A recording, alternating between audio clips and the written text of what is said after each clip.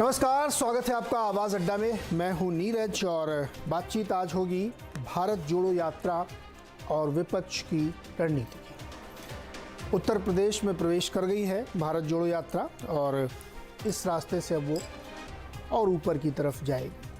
लेकिन आपको याद होगा पिछले हफ्ते तक इसमें काफ़ी चर्चाएं थी कि उत्तर प्रदेश की तमाम राजनीतिक पार्टियों को निमंत्रण भेजा गया। पहले तो इस पर विवाद होता रहा कि निमंत्रण मिला कि नहीं मिला, कई दिन तक चला, लेकिन फाइनली जब मिला तो उन लोगों ने सिर्फ शुभकामनाएं दी और कन्नी काट ली। समाजवादी पार्टी, राष्ट्रीय लोकदल, इसके साथ ही जो बीएसपी है, आम आदमी पार्टी, जो जितनी उत्तर भारत की पार्टी थी, उन्होंने इस यात्रा में जुड़ने का मन नहीं बनाया। जबकि कांग्रेस बार बार ये कहती है कि ये एक राजनीतिक यात्रा नहीं है, इसका चुनावों से कोई लेना देना नहीं है, भारत को एकजुट करने की यात्रा है। लेकिन कांग्रेस के सिवा इसको और कोई मानने को तैयार नहीं। सबको लगता है कि ये एक राजनीतिक यात्रा है जिसका मकसद सीधे चुनाव से लेना है, इसलिए कोई भी दल इस यात्रा में जुड़ना नहीं चाहता। क्यों नहीं जुड़ना चाहता? क्या उनको ये डर है या वो इसका फ़ायदा नहीं उठाना देना चाहते कांग्रेस को, या जो भी कारण है, इसी के आज हम विमर्श करेंगे। क्योंकि 2024 के चुनाव से पहले ये सवाल बार बार आएगा, भले ही इसको कितने ही राजनीतिक दल या एक्सपर्ट नकार दें कि विपक्ष को एकजुट होना है, इस यात्रा से कोई लेना देना नहीं। लेकिन असली मूल सवाल यही है कि क्या विपक्ष एकजुट होगा भारत जोड़ो यात्रा से। और इस सवाल का इसलिए भी बहुत ज़रूरी है पड़ताल करना, क्योंकि राहुल जी भी अपनी बातचीत में, प्रेस कॉन्फ्रेंसेस में कई बार जब बातचीत कर रहे हैं तो वो राजनीतिक बयान दे रहे हैं। जैसे उन्होंने कहा कि विपक्ष के सारे नेता हमारे साथ खड़े हैं लेकिन दिखते नहीं है कोई, बीजेपी के खिलाफ बड़े पैमाने पर अंडर करंट है। इस तरीके की जो पॉलिटिकल स्टेटमेंट हैं वो बड़े मुश्किल है। उनका ये भी कहना है कि अगर विपक्ष एक दृष्टिकोण से, मैं कोट अनकोट दृष्टिकोण कह रहा हूँ, उससे अगर एकजुट हो जाए तो विपक्ष को, बीजेपी को हराना बड़ा आसान हो जाए विपक्ष के लिए। लेकिन ये सब चीज़ें होंगी कैसे? इसीलिए इस शो का हमने नाम भी रखा है कि भारत जोड़ो से विपक्ष जुड़ेगा क्या। ये असली सवाल है जिसका जवाब आज ढूंढने की कोशिश करते हैं और क्या क्या चुनौतियां बनती हुई दिख रही हैं। बातचीत करने के लिए हमारे साथ जो मेहमान, मैं आपसे उनका परिचय कराता हूं। कांग्रेस की तरफ से उनकी राष्ट्रीय प्रवक्ता महिमा सिंह जी हमारे साथ हैं। महिमा जी, बहुत बहुत स्वागत है आपका। समाजवादी पार्टी के प्रवक्ता प्रोफेसर धर्मेंद्र यादव जी हमारे साथ जुड़े हैं। जनता दल यूनाइटेड के प्रवक्ता राजीव रंजन जी हमारे साथ हैं।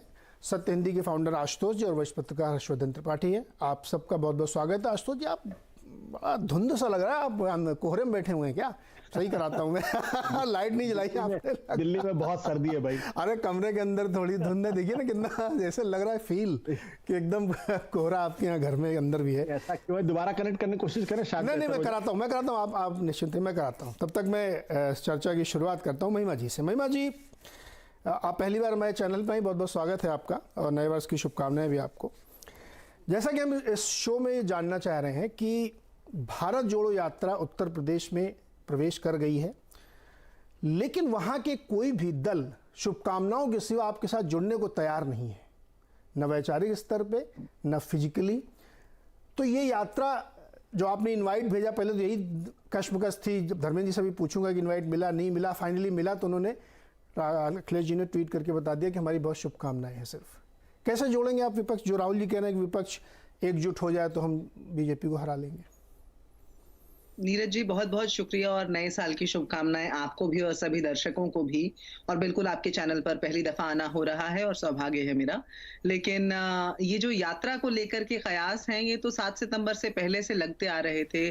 तमाम प्रकार के इस पर कयास लगे, लेकिन आज ये जाहिर हो चुका है, स्पष्ट है कि ये एक अभूतपूर्व प्रयास है, एक अभूतपूर्व यात्रा है। और इसमें जिस तरह की पदयात्रा चलती आ रही है, जिस तरह से चलती आ रही है, जिस तरह से लोगों का जुड़ाव इससे हुआ है, वो सभी को दिखाई दे रहा है। और यदि कोई इसके अंदर अपनी राजनीतिक महत्वाकांक्षाओं को देखता है और राजनीतिक महत्वाकांक्षाओं को जनता के मुद्दों से बड़ा समझ रहा हो, कोई भी हो वो, तो मैं समझती हूँ कि आज ये एक संकुचित दृष्टिकोण हो जाएगा और आज हमें उससे परे होकर देखने की आवश्यकता है। जयराम रमेश जी ने और हमारे तमाम नेताओं ने बार बार ये बात बोली है कि ये यात्रा राजनीतिक तो जरूर है पर ये चुनावी नहीं है। राजनीतिक आत्मिक एक तपस्या है, लेकिन ये चुनावी नहीं है। राजनीतिक इसलिए है क्योंकि हमारी पार्टी के जो ग्रास रूट जो मूल स्तर के कार्यकर्ता हैं, वहां एक नई जान फूंक रही है, उनको वापस लेकर आ रही है, मोबिलाइज कर रही है।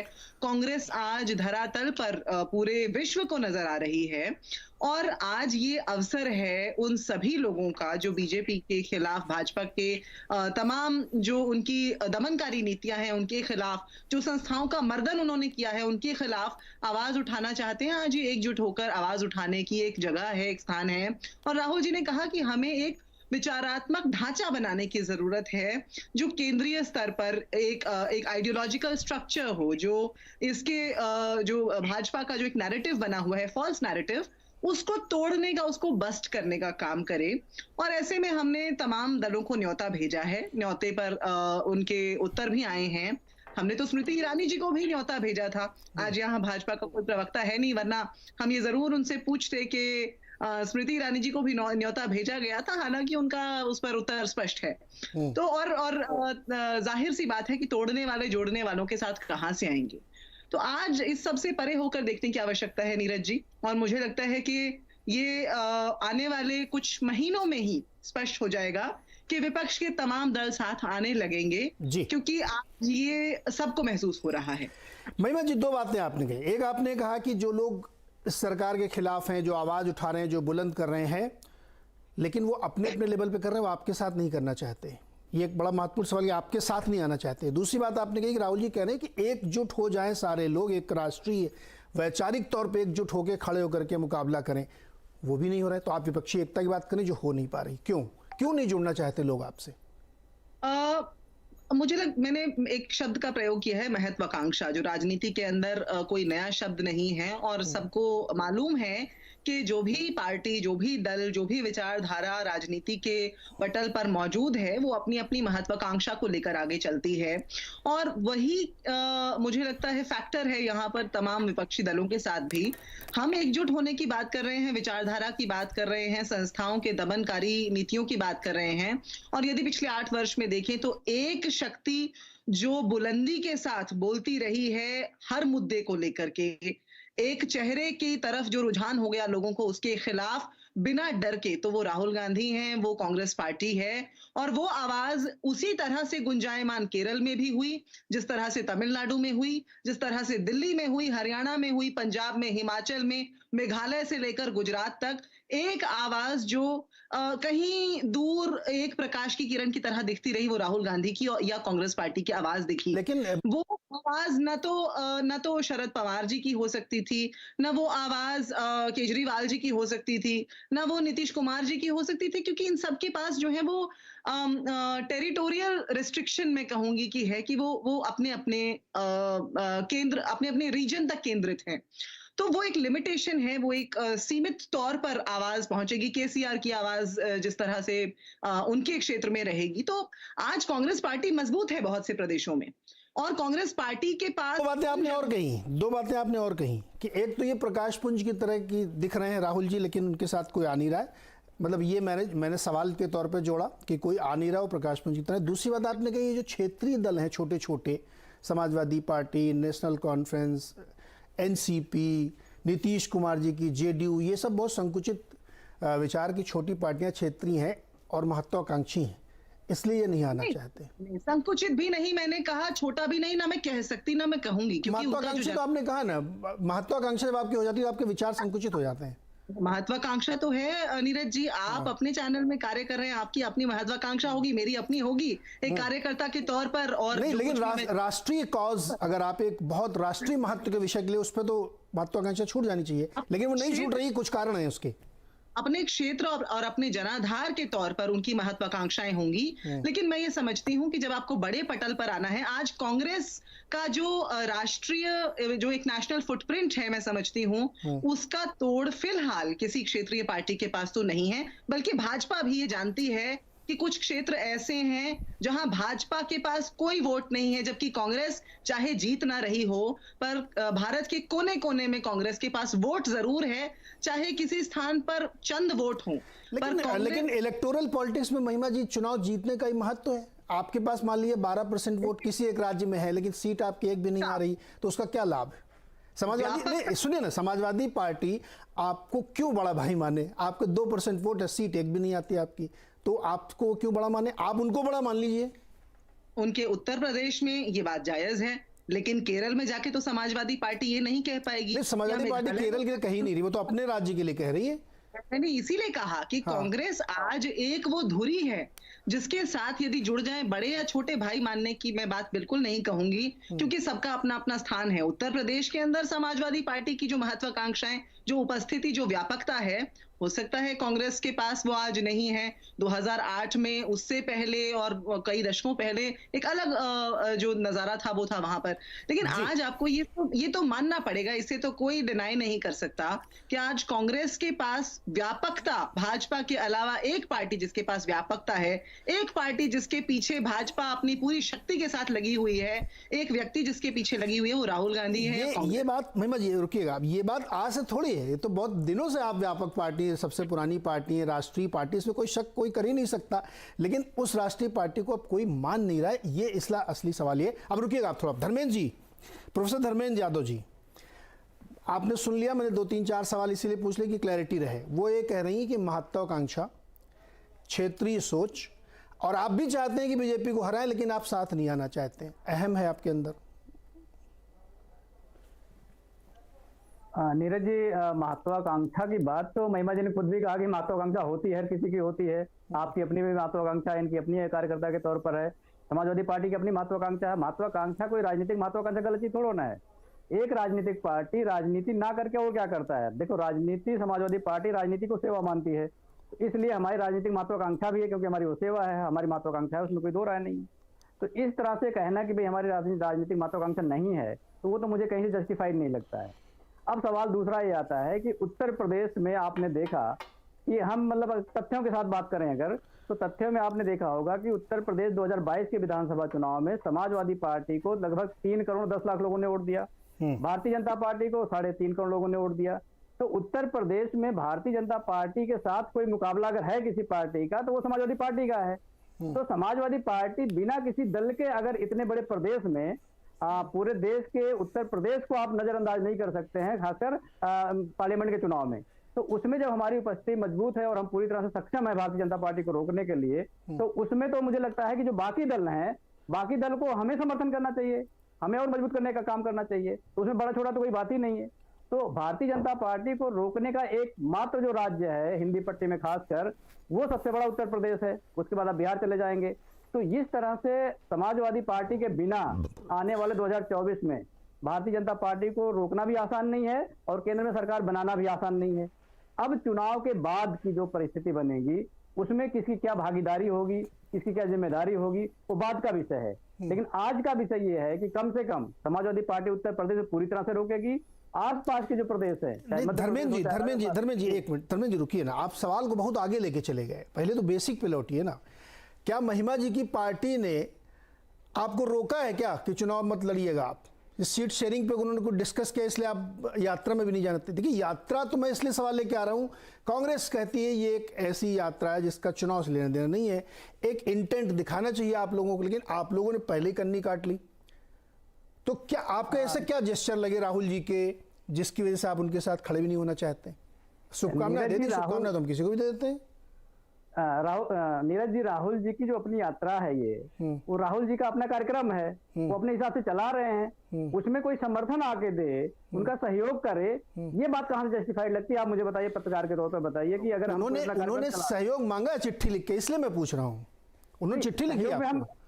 नहीं तो सहयोग हम क्या सहयोग करें? सहयोग के साथ यात्रा में चलिए, 3 शहरों में घूम रहे हैं, तो अखिलेश जी जा सकते हैं उनके साथ 3 शहरों में, क्यों नहीं जा सकते? घूमिए उनके साथ। भाई हमारे राष्ट्रीय अध्यक्ष जी के बहुत सारे कार्यक्रम है, उसमें राहुल जी भी जा सकते हैं। फिर तो ये तो नहीं देखिए, ये राष्ट्रीय महत्व की एक यात्रा है। मैं नहीं करूँगा आप गैर महत्व के काम कर रहे हैं, प्लीज इसको अदरवाइज मत लीजिएगा। लेकिन एक बड़ा कॉज लेके उस राष्ट्रीय महत्व में आप जुड़ना नहीं चाहते। आप कह हमारे अपने जो एंगेजमेंट है मैं उस पर जाऊंगा। काज बड़ा है, मैं अपने आप से मान लूं कि काज बड़ा है, मैं अपने आप से मान लूं कि हमारी यात्रा बड़ी है, छोटी यात्रा है क्या? मान लूं कि मैं अपने आप से कह दूं मैं सब कुछ बड़ा कर रहा हूं, तो वो ऐसा तो नहीं माना जाएगा ना।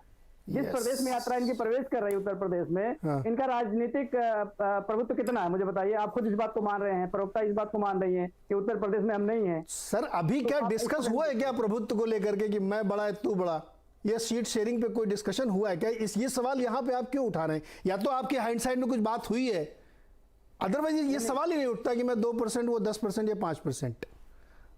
मैं वही कह रहा हूँ कि अभी चुनाव का बहुत लंबा समय है। अभी से कौन किसके साथ रहेगा, कौन किसके साथ नहीं रहेगा, आज मैं आपके चैनल पे बोलूं उसका कोई महत्व नहीं है। आज महत्व इस बात का है कि इनकी एक यात्रा चल रही है, उसके लिए हमारे माननीय राष्ट्रीय अध्यक्ष जी ने शुभकामनाएं प्रेषित की है और उन्होंने हमें निमंत्रण दिया था, तो हमने उनको शुभकामनाएं प्रेषित कर दी है। तो इसके अलावा हम उनके लिए और क्या कर सकते हैं? अगर आप ये जानना चाहते हैं तो आप मुझे बताइए कि आप क्या जानना चाहते हैं। महिमा जी आप उनसे क्या चाहती थी? सिर्फ शुभकामनाएं चाहती थी, उन्होंने दे दिया। मैं नीरज जी ये बताना चाह रही हूँ समाजवादी पार्टी के प्रवक्ता को कि हम तमिलनाडु से चले जब ये यात्रा लेकर के, और इन मुद्दों को लेकर के जो आज हर भारतीय के मुद्दे हैं, ये बहुत बड़ा हवन एक हो रहा है। एमके स्टालिन वहां जुड़े, या महाराष्ट्र में सुप्रिया सुले जुड़ी, आदित्य ठाकरे जुड़े, हर प्रदेश में, उत्तर प्रदेश में पीस पार्टी से अभी आज देखा हमने डॉक्टर अयूब उन्होंने घोषणा की कि वो कल से जुड़ेंगे। तो ये तो एक बहुत बड़ा हवन हो रहा है, ये लोकतंत्र का हवन हो रहा है, जिसके अंदर जिसको जहां जो आहुति डालने का अवसर प्राप्त हो, मुझे लगता है ये एक सौभाग्य है जनता के साथ आकर के अपने जनाधार को भी साथ लेकर के चलने का। आप निमंत्रण दें अपने कार्यक्रमों का, हम जरूर आएंगे। हमने निमंत्रण दिया आपको, अब वो समाजवादी पार्टी के भाई पूछ रहे हैं कि वो क्यों नहीं आते हमारे कार्यक्रम में, वो भी आ जाए। मैं कहती हूँ आप निमंत्रण दें, हम जरूर आएंगे, क्यों नहीं आएंगे। और हम लोगों ने तो इतिहास में चुनाव भी लड़े हैं साथ मिलकर के, और आगे भी जरूर लड़ेंगे, क्योंकि आपके और हमारे मुद्दे एक हैं। अरे वो आप भी वो चुनाव का अनुभव ही बहुत खट्टा रहा, इसलिए शायद नाराज है। क्यों धर्मेंद्र जी, वो चुनाव का अनुभव अच्छा नहीं रहा क्या? यात्रा में वो हमारे साथ मिलकर आज अगर इन मुद्दों को उठाएं, वो कह रहे हैं वो भी यात्रा निकाल रहे हैं, हम भी आकर उनके साथ उठाएंगे, क्योंकि मुद्दे ये मेरे या समाजवादी पार्टी के, कांग्रेस या समाजवादी के नहीं हैं, ये भारत के हर नागरिक के मुद्दे हैं, जिन्हें जितने बुलंदी मिले आवाज की उतनी कम है। जी महिमा जी, धर्मेंद्र जी जवाब दीजिए सर। नहीं, महिमा जी कह रही है कि बाकी लोग आहुति दे, बहुत बड़ा ये हवन चल रहा है, तो हमने शुभकामनाएं अपने प्रेषित कर दी है। तो वो अगर इनको उसको नहीं समझ रही है या नहीं मान रही है, उसको आहुति नहीं मान रही है, तो उसके आगे की बात क्या मान रही है या क्या चाह रही है बताइए। इनके राष्ट्रीय अध्यक्ष कहते हैं कि समाजवादी विचारधारा क्षेत्रीय विचारधारा है। तो अब मतलब विचारधारा को ही नहीं समझ पाते समाजवादी, फिर उसके आगे एक्सपेक्टेशन कैसे इतना रखते हैं? वो स्पष्ट करना पड़ेगा ना इनके शीर्ष नेतृत्व को। बिना स्पष्ट किए कैसे आदमी आगे जाएगा, मुझे बताइए। क्षेत्रीय विचारधारा है समाजवादी, आरोप है आपके ऊपर महिमा जी। अच्छा अब दोनों लोग एक पट रुकिएगा जरा। राजीव रंजन जी को भी ले आते हैं साथ में। राजीव रंजन जी, भारत जोड़ो से विपक्ष जुड़ेगा क्या? देखिए, सबसे पहले तो इस देश में जो महत्वपूर्ण सवाल है, जनता से जुड़कर आप उनके मन में क्या कुछ चल रहा है या बेहतर तरीके से समझ पाते हैं। और आप अगर देखें तो पिछले कई दशकों में अनेक ऐसी यात्राएं हुई जिन्होंने उस राज्य, कई बार देश का राजनीतिक परिदृश्य बदला, पार्टियों की सेहत सुधरी, और कई बार जो यात्राएं करने वाले लोग थे उन्होंने जिन मुद्दों को लेकर के अपना अभियान चलाया, उन्हें सत्ता में आकर ये साबित करने का अवसर भी मिला कि उन पर वो क्या कर रहे हैं। देखिए, मुझे ऐसा लगता है कांग्रेस देश की दूसरी बड़ी पार्टी है और देश की सबसे पुरानी पार्टी है। अगर राहुल जी इतने लंबे समय से यात्रा कर रहे हैं और यात्रा के अनेक पड़ाव देश के अलग अलग राज्यों में हैं, तो निसंदेह इसका फलाफल बेहतर ही होगा। लोकतंत्र में जनता सर्वोपरि है, और जनता से अगर कोई नेता जुड़ता है तो इसकी सर्वत्र प्रशंसा होनी चाहिए। अब जहां तक विपक्षी एकता का सवाल, देखिए इस बात को नकारा नहीं जा सकता है कि कोई भी अलायंस एक बड़ी पॉलिटिकल पार्टी और उसके इर्द गिर्द इस देश के संघीय ढांचे को देखते हुए तमाम क्षेत्रीय आधार पर जो मजबूत पार्टियां हैं, अगर वो मिलकर एक साथ आएंगी तभी एनडीए को 2024 की लड़ाई में हम परास्त कर पाएंगे। और इस दिशा में नीतीश कुमार जी ने सबसे पहले, जिस समय कांग्रेस की ओर से ये एक बयान आया, उन्होंने कहा कि उन्हें राहुल गांधी जी के नाम पर कोई एतराज नहीं है, और उन्होंने साथ साथ यह भी कहा कि भारत जोड़ो यात्रा के बाद सभी दलों की बातचीत हो। अभी सौभाग्य से कई बार विपक्षी एकता के लिए किसी एक व्यक्ति को आगे आना होता है, और देश को नीतीश कुमार जी के रूप में एक नेता मिला है जिन्होंने कहा मैं प्रधानमंत्री पद का उम्मीदवार नहीं हूं। उनके इस कथन को बाजाबता राजनीतिक प्रस्ताव के तौर पर हमारी पार्टी ने भी पारित किया और विपक्षी एकता के लिए अनेक दलों के साथ वो संपर्क में है। जो असहमतियां विमर्श में दिख रही है ये बहुत अस्वाभाविक नहीं है। ऐसी असहमतियां तो बिहार में भी थी, लेकिन बिहार ने ये बताया कि 7 दल जिसमें वामपंथी दल हो या अति वामपंथी विचारधारा के तहत अन्य क्षेत्रीय दल हो, सब मिलकर आए और एक ग्रैंड अलायंस बना। तो ये ग्रैंड अलायंस पूरे देश में बन सकता है और एक लचीला अलायंस इस समय देश की एक बड़ी जरूरत है और हम ऐसा कर चुके। 89 में एक तरफ वामपंथी पार्टियां थी, दूसरी तरफ भारतीय जनता पार्टी थी और केंद्र में जनता दल सरकार बनी, उसमें भी सब शामिल। तो ऐसा नहीं है कि ये पहली बार होने जा रहा है और उसके पहले 77 का प्रयोग भी देश को याद है। तो मुझे ऐसा लगता है कि अब ये सवाल होगा कि ऐसे गठजोड़ जब भी बनते हैं तो अस्थायित्व का सवाल, तो उनका जवाब मैं बाद में करूंगा सर। इस पूरे अनुभव से जो भी राजनेता निकल कर रहा है। राजीव जी, ये सवाल तो बाद का है, पहले तो मुझे थोड़ी क्लैरिफिकेशन, ये सवाल तो बाद में आएगा कि गठबंधन मजबूत है कमजोर, ये तो बहुत बात की बात है। नीतीश जी की पोजीशन क्या है? क्या नीतीश जी स्वयं एक उम्मीदवार के तौर पे अपने आप को पेश करते हैं? जैसा कि मुझे सुनाई पड़ा था कि आपके यहाँ पार्टी इस बात को रेजोल्यूशन के तौर पर रखती, आप क्लैरिफाई कर दीजिए इसको। नहीं, मैंने तो बहुत ही स्पष्ट आपको कहा, नीतीश कुमार जी ने सबसे पहले बिहार में महागठबंधन की सरकार बनने के समय ये कहा कि वो देश में विपक्षी एकता के लिए प्रयास करेंगे, स्वयं प्रधानमंत्री पद के उम्मीदवार नहीं हुए। और इस बात को राजनीतिक प्रस्ताव के जरिए हमारे दल ने उनके बयान पर अपनी मुहर लगाई। इसलिए अब इसमें कोई संशय की गुंजाइश नहीं है। वो विपक्षी एकता की पहल करेंगे और समाजवादी पार्टी या देश के अनेक क्षेत्रीय और राहुल जी को मानेंगे पीएम के पद के तौर पे अगर सामने आते हैं तो? निसंदेह ना, ठीक। सभी दलों की सहमति बनती है तो हमारी ओर से तो सबसे पहले उनके नाम को लेकर के ये अपनी राय नीतीश कुमार जी ने रख दी है कि हम लोगों को कोई ऐतराज नहीं। और मुझे नहीं लगता इसके लिए बार बार किसी बात को दोहराने की जरूरत नहीं। ये पूरे घटनाक्रम में ये प्रश्न कई बार उठा और अलग अलग तरीके से उन्होंने 2 बातें स्पष्ट कर। ठीक, तो जेडीयू का ये मानना है कि राहुल जी अगर लीड करते हैं विपक्ष की इस एकता को और प्रधानमंत्री पद के लिए उनको सहमति बनती है तो उनको कोई दिक्कत नहीं है। धर्मेंद्र जी, आपको रिप्लाई करना चाहते हैं? बड़ी पार्टी ये भी है, बिहार में सरकार चला रहे हैं। नीरज जी, अभी तो रिप्लाई करना मेरे ख्याल थोड़ा जल्दी होगी। और मुझे लगता है कि जो पार्टी का फैसला होगा अभी मैं अपने नहीं, मैं ये नहीं कह रहा हूँ कि आप यहाँ घोषणा कर दें कि मैं समर्थन कर रहा हूँ, मैं ये कतई नहीं कह रहा हूँ आपसे। मैं ये जो राजीव रंजन जी ने एक विचार रखा, जो बात आप कह रहे हैं, जो बात महिमा जी कह रही हैं कि अगर विपक्ष को एकजुट होना है, सरकार से लड़ना है तो ये करना पड़ेगा, तो सिद्धांत रूप में तो आप सहमत नहीं है इससे? नहीं, इसमें तो कोई संदेह है ही नहीं कि सरकार से सबको लड़ना है। जो जहां पे मजबूत है वहां मजबूती से लड़े और सरकार को जो जिस तरह का सरकार का रवैया है उसका जवाब दिया जाए। लेकिन जो मुझे लगता है कि बाद की बात जो आप कह रहे हैं कि कौन किसको प्रधानमंत्री माने किसको नहीं माने, ये इस पर टिप्पणी करना थोड़ा जल्दी हो जाएगी। लोकतंत्र में संख्या बल ही निश्चित कर देता है कि कौन क्या बनेगा, तो हमें मुझे लगता है उसका इंतजार करना चाहिए। ओके, चलिए आशुतोष जी और हर्षवर्धन जी के पास चलते हैं।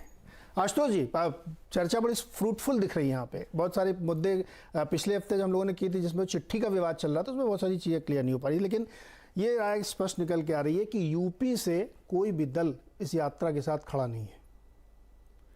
तो ऐसे में एक बड़ा राज्य जहाँ 80 लोकसभा की सीटें हैं, वहाँ से कोई समर्थन कांग्रेस को मिल नहीं रहा है, टीएमसी से भी कोई समर्थन नहीं मिल रहा है, विद्रोह के स्वर दिख रहे हैं। बाकी और जो इस तरफ के दल हैं, आम आदमी पार्टी तो खैर वो मानते नहीं कि समान विचारधारा वाले हैं। ऐसे में ये जो विपक्षी एकता की बात एक सदिक्षा रखते हैं राजीव रंजन जी, कैसे होगी ये? क्योंकि राहुल जी तो एक डिफरेंट लाइन लेके चल रहे हैं अभी। आशुतोष जी अनम्यूट करिए सर। नीरज जी, सबसे पहले तो समझना पड़ेगा कि ये विपक्ष की भारत यात्रा नहीं है, ये कांग्रेस पार्टी की भारत यात्रा है। और कांग्रेस पार्टी तमाम लोगों को कह रही है आप हमारे साथ जुड़िए। तो तमाम राजनीतिक दल अपने राजनीतिक नफे नुकसान को देखने के बाद ही वो जुड़ेंगे, ऐसे तो नहीं जुड़ पाएंगे वो, क्योंकि हर राजनीतिक पार्टी, जैसा कि महिमा जी ने कहा, महत्वाकांक्षी होती है। और अगर महत्वाकांक्षी है तो उसको कोई भी राजनीतिक कदम उठाने के पहले तमाम चीजों को सोचना पड़ेगा, देखना पड़ेगा कि हमें इस यात्रा में शामिल होने से क्या फायदा होगा, क्या नुकसान होगा। राजनीति बहुत ही क्रूर तरीके का खेल है, इतना क्रूर है कि उसमें एक एक कदम सोचकर, समझ बूझकर और अपने हितों को साधने की दृष्टि से ही आप आगे बढ़ते हैं। तो इसलिए ये सोचना कि अचानक इस यात्रा के साथ समाजवादी पार्टी जुड़ जाएगी, मायावती जुड़ जाएंगी, आरएलडी जुड़ जाएंगे, तमाम लोग हिस्सा लेने लगेंगे, ये ख्याल ही अपने आप में जो है वो मुझे थोड़ा सा ज्यादा ख्याली लगता है। नहीं, जो बाकी लोग जुड़े हैं फिर वो क्या, वो डीएमके, एनसीपी, शिवसेना, उद्धव जी वाली पीडीपी, एनसीपी तो जुड़े हुए हैं ना सर, ख्याली कहाँ है? आगे कुछ लोग जुड़े हैं। उसमें एक फर्क ये है कि जो तमिलनाडु के अंदर जो स्टालिन है उसमें डीएमके और कांग्रेस का गठबंधन है। जो महाराष्ट्र के अंदर जो लोग जुड़े हैं उनका कांग्रेस पार्टी के साथ औपचारिक तौर पर गठबंधन है। समाजवादी पार्टी और दूसरी पार्टियों के साथ उत्तर प्रदेश में किसी तरीके का कोई गठबंधन नहीं है। जब कोई गठबंधन नहीं है तो जाहिर सी बात है तमिलनाडु और महाराष्ट्र की तुलना आप उत्तर प्रदेश से नहीं कर सकते। जहां तक नीतीश कुमार का सवाल है, नीतीश कुमार जी ने पहले दिन से ही यह बात स्पष्ट कर दी है कि वो प्रधानमंत्री पद के उम्मीदवार नहीं है। लेकिन आप भी जानते हैं राजनीति के अंदर अगर वो कहेंगे कि मैं प्रधानमंत्री पद का उम्मीदवार हूं और उसके बाद तमाम विपक्षी दल को एकजुट करने की कोशिश करेंगे तो वो वहीं पर वो जो मुहिम है वो वहीं पर खत्म हो जाएगी। ये जो प्रधानमंत्री पद का सवाल है, मुझे लगता है जो नीतीश जी ने राहुल गांधी के बारे में कहा है, वो तालाब में पानी है उसमें कंकड़ डालकर चेक करने की कोशिश कर रहे हैं कि दरअसल इस पे कोई सहमति बन सकती है या नहीं बन सकती। इस लाइन को आगे बढ़ाना चाहिए या नहीं बढ़ाना चाहिए, इस लाइन को आगे बढ़ाने से विपक्षी एकता होगी या नहीं होगी, इससे ज्यादा इसका कोई मतलब नहीं है। आज की तारीख में जब चुनाव अभी 1 साल दूर है या 1.25 साल दूर है, यह सोच लेना कि राहुल गांधी को सारा विपक्ष प्रधानमंत्री के पद के उम्मीदवार के तौर पर स्वीकार कर लेना, यह मुझे बहुत ही फारफेच लगता है, दिवास्वप्न लगता है, ख्याली पुलाव लगता है। अभी बहुत सारा पानी गंगा यमुना में बहना बाकी है और उसके बाद अभी सबसे पहली बात तो एक चीज जो स्पष्ट होनी चाहिए कि क्या सारा विपक्ष नरेंद्र मोदी, भारतीय जनता पार्टी के खिलाफ एक प्लेटफॉर्म पर आने के लिए तैयार या तैयार नहीं। सबसे पहली चीज ये, सबसे पहला कदम ये। तो अगर एक मिनट, इसीलिए तो मैंने पूछा था कि इस यात्रा के साथ इंटेंट के तौर पे कौन जुड़ रहा है, तो आप कह रहे हो कि इस यात्रा से ये यात्रा ही तय करेगी। जैसे आपने कहा एक कंकड़ मार के नीतीश जी था ले रहे हैं कि पानी कितना गहरा है, वैसे ही एक यात्रा करके कांग्रेस में था ले रही है कि कौन मेरे साथ आ सकता, कौन, वो भी तो अंदाजा ले रहे हैं कि मैं कितने पानी में हूं। नहीं नीरज, मैं इस स्थिति से सहमत नहीं हूं। अच्छा, फिर यात्रा काहे के लिए हो रही है? हाँ, मैं ये बताना चाहता हूं। कांग्रेस एक एग्जिस्टेंशियल क्राइसिस से गुजर रही है। एक ऐसी क्राइसिस से गुजर रही है कि अब उसको आउट ऑफ द बॉक्स कुछ ऐसा करना पड़ेगा ताकि वो इस संकट के दौर से गुजर सके। अन्यथा कांग्रेस पार्टी का अस्तित्व ही खत्म हो सकता है अगर कांग्रेस पार्टी कुछ आउट ऑफ द बॉक्स नहीं करेगी। और कांग्रेस पार्टी के ऊपर सबसे बड़ा जो दिक्कत पिछले 30 सालों में हुई है वो ये हुई है, कांग्रेस पार्टी के ऊपर भ्रष्टाचार के गंभीरतम आरोप लगे हैं। तो कांग्रेस पार्टी, हर पार्टी का जो अपना एक सत्व होता है वो उससे दूर हो गया है, उसको पाने की कोशिश से ये यात्रा।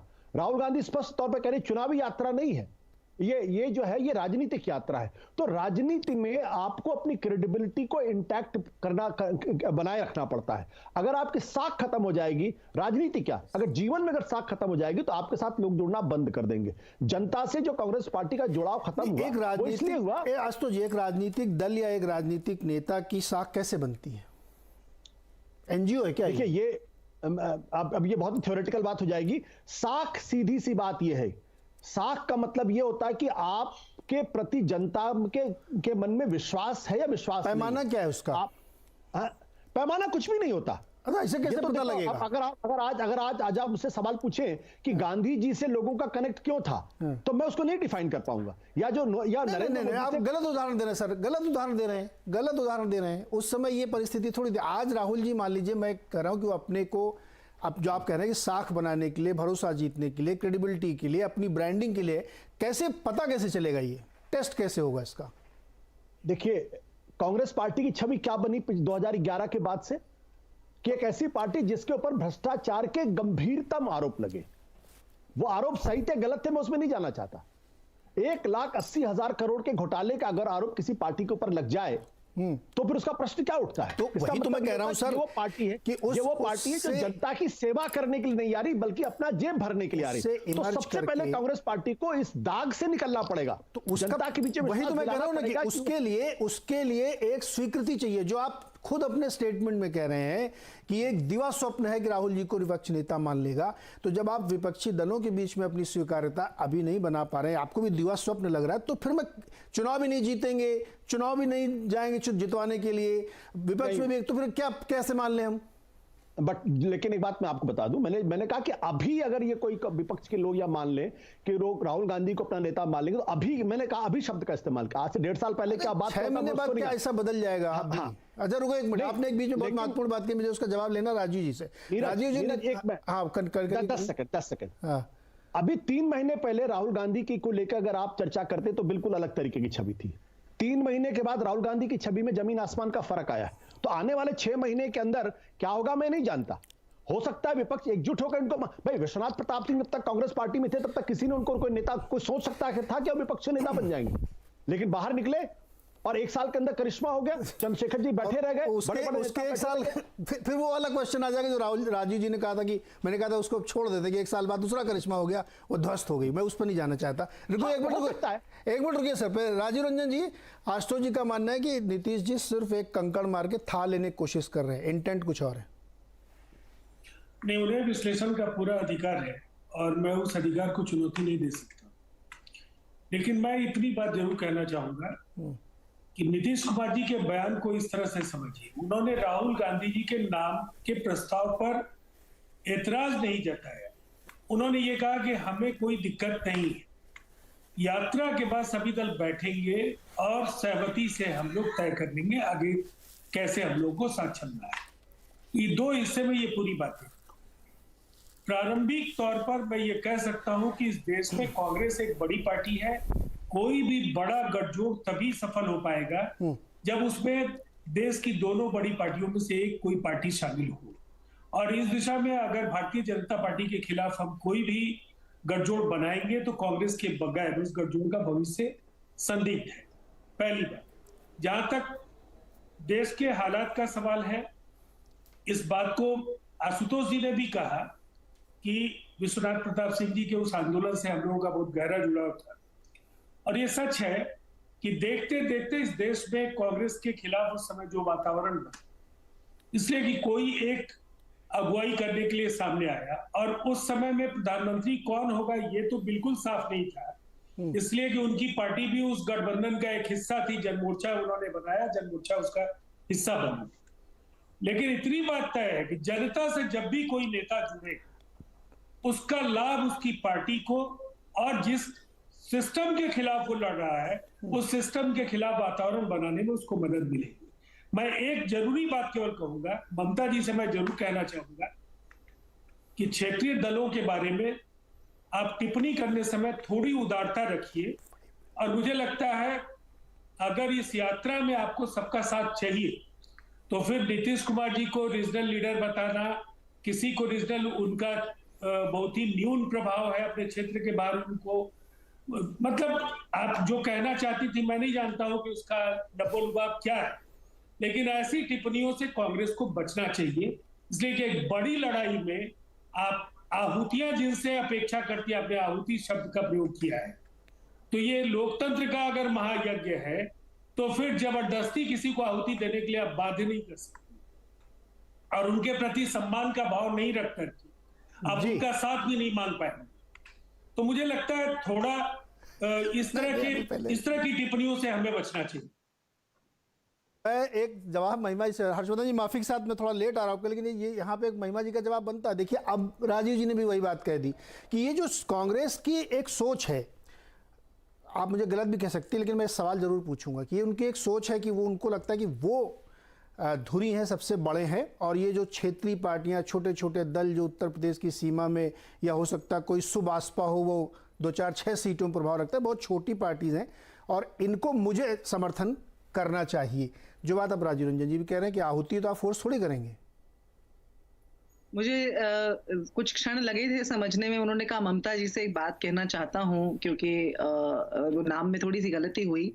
तो राजीव जी, मेरा नाम महिमा है और आपने जो बात कही, यदि मेरी किसी भी बात से ऐसा लगा हो, हालांकि मैं 2 बार पहले इस बात को स्पष्ट कर चुकी हूं, जब एक बार नीरज जी ने कहा कि बड़े भाई के साथ आ जाना चाहिए, मैंने कहा नहीं, बड़े और छोटे की कोई बात नहीं है। तो जाहिर तौर पर आपने अभी एक बात कही, उसी को मैंने कुछ और शब्दों में कहा था। आपने अभी कहा कि कांग्रेस के बगैर कोई भी गठजोड़ संदिग्ध होगा, उसका भविष्य संदिग्ध होगा। तो मैं समझती हूँ कि मेरा ये कहना कि एक धुरी, एक विचारधारा, केंद्रीय विचारधारा अगर एक दिख रही हो तो उसे एक धुरी मान के उसके साथ आ जाना चाहिए। तो मैं नहीं समझती कि मैंने इसमें किसी को छोटा बड़ा कहा। और वही बात कांग्रेस के बारे में भी है कि शब्दों का चयन हो सकता है कि सुनाई दे रहा हो जैसा उसका भाव वैसा ना हो, नहीं हमारा भाव वैसा है। मैंने बार बार कहा, मेरे बयान को आप आज के इस नहीं, शो के आप महिमा जी रुकिए, आपने फिर वही बात कही। आप देखिए कितना भी पॉलिश लैंग्वेज में बात करें, आप वकील हैं हो सकता है, लेकिन आप ये जब कह रही हैं कि बिना कांग्रेस के संभव नहीं है, अब यहाँ पे इस पूरी जो अब तक की चर्चा उसका निचोड़ बताए क्या? नहीं सुनिए ना, अरे थोड़ा सा मैंने भी कानून के विद्यार्थी, मैं भी उम्र बात सुनिए ना। जब आप ये कह रही है कि कांग्रेस धुरी है, उसके बिना आप किसी बड़े परिप्रेक्ष्य में सोच नहीं सकते। एक विचार ये है, बिल्कुल है, जिसको आशुतोष जी भी सपोर्ट करते हैं, ये बहुत सारे एनालिस्ट सपोर्ट करते हैं। एक दूसरा विचार ये निकल के आता है कि नहीं, चुनाव के बाद ये तय होगा नंबर्स के आधार पर, जिसका इशारा धर्मेंद्र जी ने कहा कि लोकतंत्र में संख्या बल चलता है। तो एक जिसको कहते हैं ना पोस्ट पोल, पहले लड़ लो चुनाव, सब लोग देखते हैं कौन किसके दम है। अगर मान लीजिए आपकी 40 सीटें ही आती हैं मैडम, 50 सीटें ही आती हैं हाइपोथेटिकल, तो आप फिर ये कैसे दावा करेंगे कि समाजवादी पार्टी मेरी बात माने अगर उसकी सीटें ज़्यादा आ गई तो? ये एक विचार वो चलता है कि वहाँ पे तय होगा, और एक विचार ये कि नहीं हम बड़े भाई हैं। भाई साहब, मैं पूरे देश में चुनाव लड़ता हूँ, भले मेरे वोट परसेंटेज कम हो, आपको मेरे को मानना पड़ेगा। ये आपकी बात से टोन आ रहा है कि आप मुझे मान लो। अब आप रुकिएगा थोड़ा, हर्षवर्धन जी को लेके आते हैं। हर्षवर्धन जी 20, 25, 30 मिनट बाद आपके पास आ रहा हूँ, लेकिन आपने सारे विचार सुन लिए। मेरा सवाल फिर वही मूल है कि क्या इस यात्रा से, जो एक राजनीतिक यात्रा मैं मानता हूं और जो चुनाव के मद्देनजर की जा रही है, क्या विपक्ष एकजुट होगा? जो इसका मकसद है, जो कि राहुल जी ने कहा, मैं पढ़ के 4-5 सेंटेंस आपको सुना देता हूं कि विपक्ष के पैमाने, बीजेपी के खिलाफ बड़े पैमाने पर अंडर करंट है, उसको हराने के लिए सबको एक दूसरे का साथ आना चाहिए, एक दूसरे का विचार का सम्मान करना चाहिए। मेरा मकसद एक वैकल्पिक दृष्टिकोण देने का है, मतलब मैं बड़ा हूं, मेरे को स्वीकार करो। बताइए। नीरज जी, सबसे पहले तो ये कि मैं कहूंगा कि महिमा जी कांग्रेस को अच्छी प्रवक्ता मिली और बड़े आर्टिकुलेट तरीके से उन्होंने सारी बातें कही, और जहां लगा कि कुछ मामला गड़बड़ हो सकता है तो उसको उन्होंने तुरंत बिना देरी के, जिसको कहते हैं ना कि जरा सा भी उसको दिल पे नहीं लिया। नहीं तो ये तो स्मार्टनेस है, ये तो बहुत अच्छी बात है। बिल्कुल बिल्कुल, मैं वही कह रहा हूं। और मुझे लगता है कि कांग्रेस पार्टी और राहुल गांधी को अगर 2024 के लिए विपक्षी गठजोड़ की तरफ गंभीरता से बढ़ना है तो ये करना सीखना पड़ेगा। अब मैं ये तो नहीं कहूंगा कि कांग्रेसी प्रवक्ता से कांग्रेस के नेता सीखें, क्योंकि ये तो उनके लिए मुश्किल की घड़ी होगी, लेकिन ये जरूर है कि आज की तारीख में कांग्रेस के नेताओं पर कोई दूसरा नेता भरोसा नहीं कर रहा। और चूंकि समाजवादी पार्टी के संदर्भ में ही सारी बहस शुरू हुई, ये कन्याकुमारी से यात्रा चल पड़ी, अब तो कश्मीर भी पहुंच गई, लेकिन उत्तर प्रदेश में आकर वो यात्रा पूरी तरह से अटक गई। अब आप कहेंगे मंच तो बड़ा बढ़िया लगा था, लोग भी थे, तो फिर क्या अटक गई? धन्यवाद भी दिया, शुभकामनाएं भी दी अखिलेश जी ने और मायावती जी ने। मुझे लगता है ये अखिलेश यादव और मायावती को वो बहुत साफ साफ दिख रहा है कि कांग्रेस पार्टी को उत्तर प्रदेश से ही एक मैसेज चाहिए। कांग्रेस पार्टी देश के दूसरे हिस्सों के किसी संदेश से कोई काम नहीं कर पाई, उसे उत्तर प्रदेश से एक बड़ा संदेश चाहिए। क्यों चाहिए उत्तर प्रदेश से बड़ा संदेश? उत्तर प्रदेश से बड़ा संदेश इसलिए चाहिए कि गांधी परिवार की एक भूमि रही, धरती रही, कांग्रेस के हर तरह से उनकी एक जमीन रही, उस पूरी जमीन से हम कहें तो कांग्रेस ही गायब हो गई। अमेठी में राहुल गांधी चुनाव हार गए, कांग्रेस के जितने प्रयोग रहे वो सब के सब एक के बाद एक असफल होते चले गए। अब ऐसे में कांग्रेस पार्टी कह रही है कि भाई देखो, हम ये लाइव पूरे देश में लड़ रहे हैं, हमें आप एक ऐसा सपोर्ट दीजिए जिससे पब्लिक को लगे कि पैन इंडिया तो कांग्रेस लड़ती है। यहां जाकर कांग्रेस पार्टी इसलिए असफल हो रही है क्योंकि अखिलेश यादव कह रहे हैं कि भाई जिस दिन हमने तुमको माना तो जो पूरे एक एंटी बीजेपी की बात थी, तो उत्तर प्रदेश विधानसभा चुनाव में पूरे के पूरे लोग उनके साथ लगे थे, वो तो फिर कांग्रेस को भी विकल्प के तौर पर देखेंगे। और मुझे लगता है कि इस पूरे गठबंधन का यही द्वंद्व है, यही सबसे बड़ा द्वंद्व है, क्योंकि सबकी अपनी जमीनें खिसकी हुई। तो जब हमारा ही हिस्सा खिसका हो तो हम तुमको क्या देंगे? इसीलिए अखिलेश यादव कभी तीखे होते हैं, कभी उसे कहते हैं कि गप मार रहे हो, कभी कुछ और बोलते हैं, फिर कहते हैं कि नहीं नहीं हम उसकी भावना के साथ हैं। कांग्रेस पार्टी ने इस यात्रा के जरिए बहुत कुछ हासिल किया है, राहुल गांधी ने बहुत कुछ हासिल किया है। उनके अपने कैडर में कम से कम इस बात को लेकर चर्चा हो रही कि चलो हमारा नेतृत्व तो पहली बार फुल टाइम राजनीति तो कर रहा है, पॉलिटिक्स कर रहा है। मुझे लगता है ये बड़ी सफलता है। अभी इससे बहुत आगे जाना है। जैसे हम ये कह रहे हैं कि 24 का विपक्ष नहीं बात कर सकते, वैसे ही नीरज जी आज की तारीख में कांग्रेस पार्टी को ये नहीं करना चाहिए कि वो विपक्षियों को कहे तुम हमारी यात्रा में शामिल होगे या नहीं होगे। ये धर्म संकट आगे का है। अभी तो थोड़ा और बढ़िए, थोड़ा और बेहतर होइए, थोड़ा और मजबूत होइए, आपका कार्यकर्ता और थोड़ा निकलना शुरू करे, तब शायद ये सब बात होगी। अभी सिर्फ और सिर्फ बहुत शुरुआत हुई है, बहुत दूर है उस लक्ष्य से। उत्तर प्रदेश बड़ा उल्टा पुल्टा प्रदेश है। देखिए वहीं पे आगे राजनीति फंस जाती है। लोग कहते हैं कि लखनऊ से ही दिल्ली का रास्ता जाता, देखिए वहीं पे आगे गाड़ी फंस गई। लेकिन मैं ब्रेक लेगा, छोटा सा, बहुत छोटा सा ब्रेक है। जाते जाते धर्मेंद्र जी आपके पास आऊँगा ब्रेक के बाद। ये मुझे लगता है कि कांग्रेस ने ना एक बड़ी विचित्र स्थिति में खड़ा कर दिया सपा बसपा सबको, यूपी वालों को, कि भाई वो तो रिसीविंग एंड पे हैं साहब। आप लोग कहते हैं 2% वोट है, 1 लोकसभा है ना, और दो विधायक हैं जो दो बेचारे वो भी अपनी दम पे जीते हैं, पार्टी के सिंबल की बात अलग है। वो रिसीविंग एंड पे है सर, उनको गेन ही करना है। तो क्या आपको डर लगता है क्या कि वो आपका वोट शेयर खा जाएंगे? छोटे से ब्रेक के बाद यही सीधा सवाल पूछेंगे धर्मेंद्र जी से।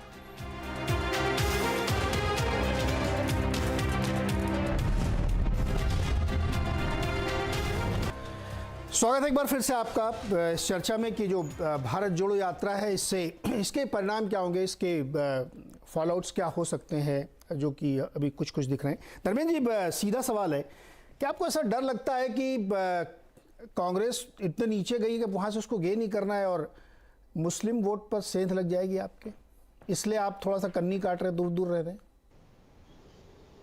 देखिए नीरज जी, समाजवादी पार्टी अपने कैडर पर ध्यान दे रही है और समाजवादी पार्टी की जो कम से कम उत्तर प्रदेश में जो मजबूती है उसमें मुझे लगता है कि भारतीय जनता पार्टी को रोकने के लिए अकेले ही पर्याप्त है।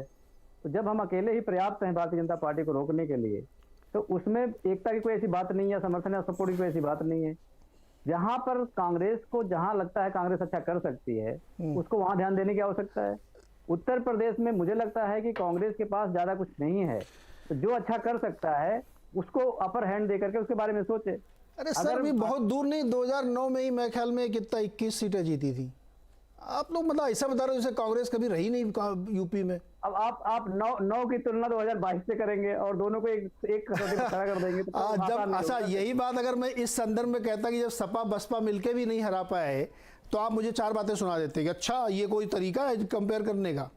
कंपेयर तो ऐसे ही किया था सर। उसका कंपेरिजन मैंने आपको पहले बता दिया था। मैंने अपने ओपनिंग डिबेट में बताया था कि 2022 के विधानसभा चुनाव का जो वोट शेयर था मैंने उसके आधार पर आपको बताया था। 3 करोड़ 10 लाख वोट समाजवादी पार्टी को मिले थे, 3.5 करोड़ के आसपास भारतीय जनता पार्टी को मिले थे। तो वो जो हमारा माइन्यूट सा अंतर है उसमें कांग्रेस का विशेष रोल नहीं दिखता है। अगर आप भी देखेंगे तो उसमें कांग्रेस का विशेष रोल नहीं, खासकर उत्तर प्रदेश में। तो मुझे लगता है कि उत्तर प्रदेश में हम अकेले इस बात के लिए सक्षम है कि भारतीय जनता पार्टी नहीं, आप सक्षम तो हैं, ये तो ठीक है, आप सक्षम होंगे, आपको वोट भी मिल रहे हैं, लेकिन आप उनको साथ ले लेंगे इसमें आपको डर है क्या? आप उनको साथ ले लेने क्या दिक्कत है? तो कुछ भी नहीं है, 2% और जुड़ जाएंगे आपके और 3 करोड़ 10 लाख से 3 करोड़ 30 लाख हो जाएंगे। इसमें डर है ना आपको, इसलिए नहीं जुड़। खुल के बोलिए ना सर। नहीं, उनको साथ लेने का उद्देश्य क्या है? मतलब उनको साथ लेने सीटें नहीं बढ़ेंगी ना। उनको साथ लेने से अगर सीटें बढ़ती किसी की तब तो आदमी साथ लेता। उनको साथ लेकर के भी सीटें नहीं बढ़ी हैं। उत्तर प्रदेश के चुनाव में आपने देखा ही था 2019 के चुनाव में जी। तो उनको साथ लेना भारतीय जनता पार्टी को फायदा पहुंचाने की बात है, तो उनको साथ लेने क्या हो सकता है मुझे बताइए। ठीक, राजीव रंजन जी, मैंने देखिए ये सब सवाल मैं इसलिए पूछता हूँ कि मैं बहुत थोड़ा मन की गहराई तक जानने की कोशिश करूँ। देखिए कितने गजब मनभेद आपको दिख रहे होंगे। आपके मन में भी सर थोड़ा है, आपने भी कहा भी कि क्षेत्रीय पार्टियों को वैसे ट्रीट नहीं करना चाहिए जैसे कर रही है कांग्रेस। नहीं, मैंने कांग्रेस का तो नाम ही नहीं लिया। मैंने महिमा सिंह जी के लिए कहा। महिमा जी कांग्रेस ही तो है। नहीं, कांग्रेस का के राहुल गांधी जी की ओर से ऐसी बात नहीं कही। मैंने जो कहा वो महिमा जी ने, चूंकि नीतीश कुमार जी का भी नाम लिया, कई नेताओं के नाम लिए, इसलिए मैंने वो प्रतिक्रिया दी थी। अब देखिए, मैं एक बात कह रहा हूं, जो आपके विमर्श में प्रवक्ताओं की जो सीमा है ना, अपने अपने नेताओं के प्रति हम सबों के अंदर श्रद्धा का भाव होता है, अपने दल के प्रति हम प्रतिबद्ध होते हैं, लेकिन हम लोगों को यह स्वीकार कर लेना चाहिए, न भारतीय जनता पार्टी बगैर गठजोड़ के कोई बड़ी लड़ाई लड़ सकती है, और न जो उनके मुकाबले में खड़े दल हैं वो अपने बलबूते कोई बड़ी चुनौती रख पाए। तो मिलना तो पड़ेगा। अटल जी जानते थे, नरेंद्र मोदी जी नहीं जानते हैं। अटल जी को इसका लाभ मिला, नरेंद्र मोदी जी को अभी सीटें हैं, लेकिन वो सैचुरेशन पॉइंट पर अलग अलग राज्यों में, वहां उनकी सीटें घटेंगी, और बिहार, झारखंड, बंगाल, ये तो मैं आपको सीधे तौर पर कह रहा हूं, अगर विपक्षी एका की कोशिशों को समाजवादी पार्टी, बसपा, कांग्रेस ये मिलकर अमली जामा पहनाएंगे तो उत्तर प्रदेश की 80 सीटें भारतीय जनता पार्टी के लिए बड़ी चुनौती बन सकती है। अब मुझे लगता है ये आपको देखना है कि नरेंद्र मोदी जी, ईडी, सीबीआई, एक राजनीतिक साम्राज्यवाद किस तरह से देश में थैली खोल करके जनप्रतिनिधियों को खरीदने बेचने की कोशिशें हुई हैं, इन सबके खिलाफ छोटे मोटे गिले शिकवे मिटाकर अगर हम बड़ी लड़ाई जीत सकते हैं तो निसंदेह हमें लड़ना चाहिए मिलकर। जी आशुतोष जी, ये सब बातें तो ही है, मिलने की शर्त क्या होगी? देखिए, मैं आज आपके प्लेटफॉर्म पे कह रहा हूं, समाजवादी पार्टी के पास और कांग्रेस पार्टी के पास उत्तर प्रदेश में साथ आने के अलावा दूसरा कोई रास्ता है नहीं। समाजवादी पार्टी और बीएसपी दोनों ने कोशिश करके देख ली, 2019 के चुनाव में उनको हस्र पता चल गया।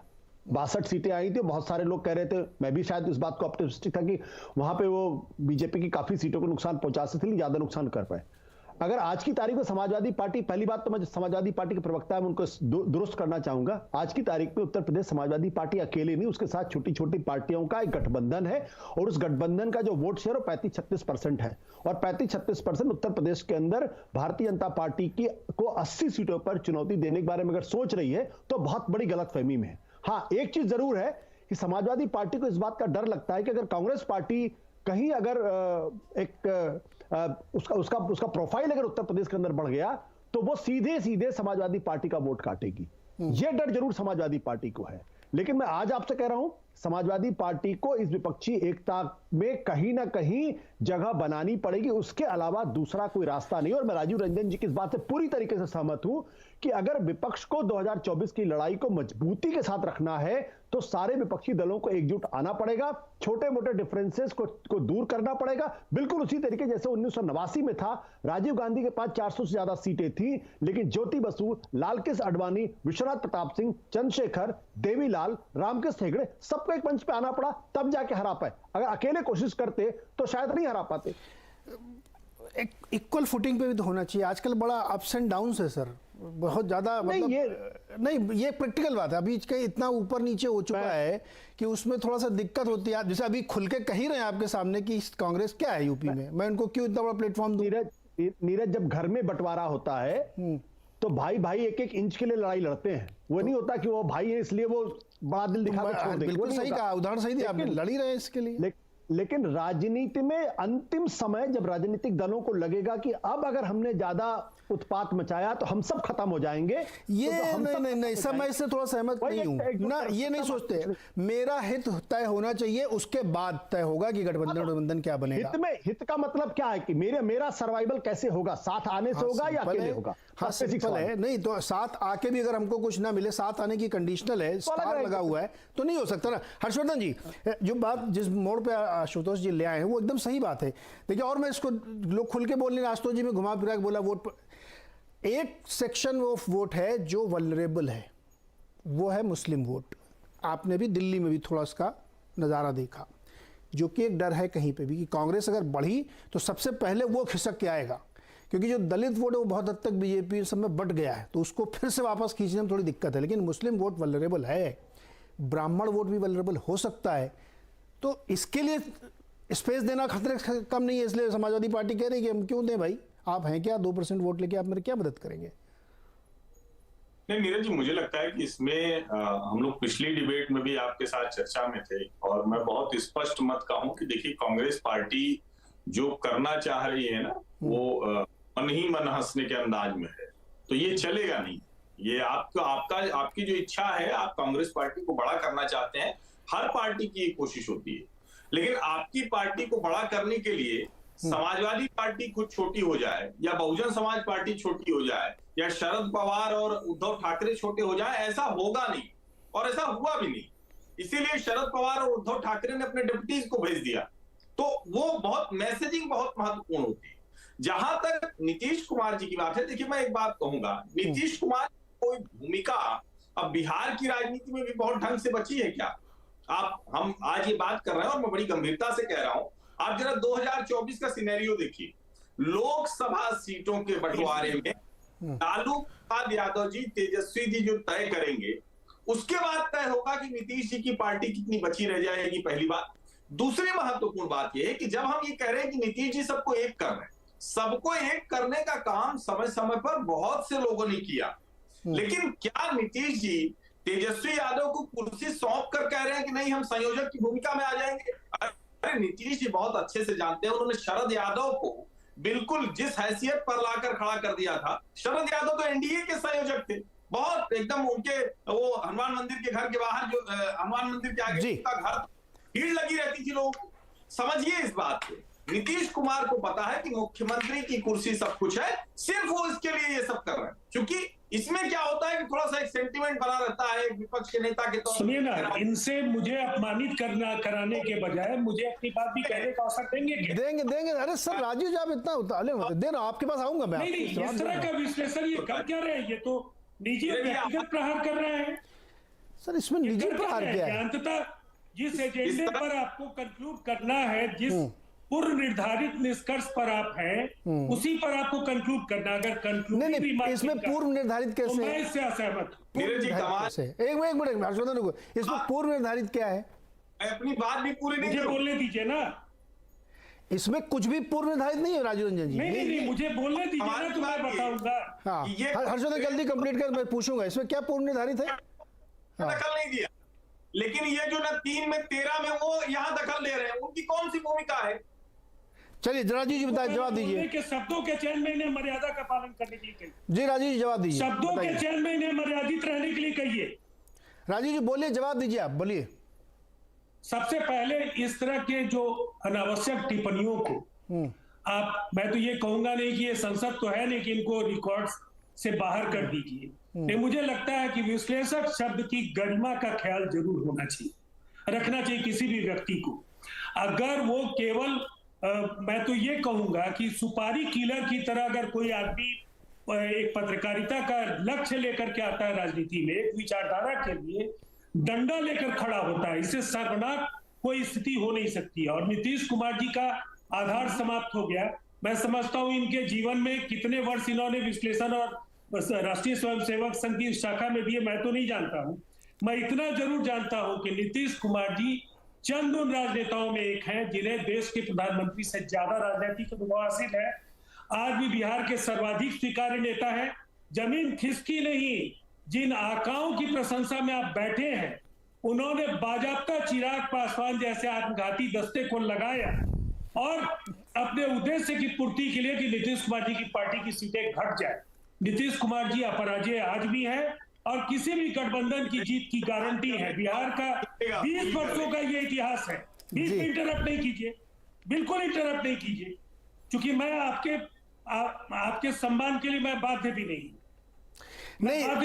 सुनिए सर, सुनिए। कमेंट ज्यादा करते हैं। राजीव रंजन जी आप किसी राष्ट्रीय चैनल के विश्लेषण में 3 और 13 बताइए। राजीव रंजन जी, वाजपेयी जी को आपत्ति नहीं होगी आपका? राजीव रंजन जी सुनिए ना सर, अभी आपने भी उनको कहा है आत्मघाती दस्ता, कहा ना आपने? कहा तो वो बहुत अच्छा शब्द है क्या? नहीं, मैंने इनको नहीं कहा। आपने नहीं, इनको नहीं, सुसाइडल स्क्वाड चिराग पासवान को कहा। हाँ, तो ये भी कोई बहुत अच्छी बात थोड़ी कह दी तो आपने तो वो मौका दिया पूरे बहस जी, मुझे बात पूरी करने दीजिए। एक मिनट राजीव रंजन जी सुनिए आप। नहीं सुनिए सर, मेरी बात भी सुन लीजिए, संक्षेप में रखिए, शो खत्म करना है। आप बार बार ये बात कह रहे हैं। पूरे शो में आपको ऐसा लगा कि मैंने संयम के बाहर जाके कोई बात कही है?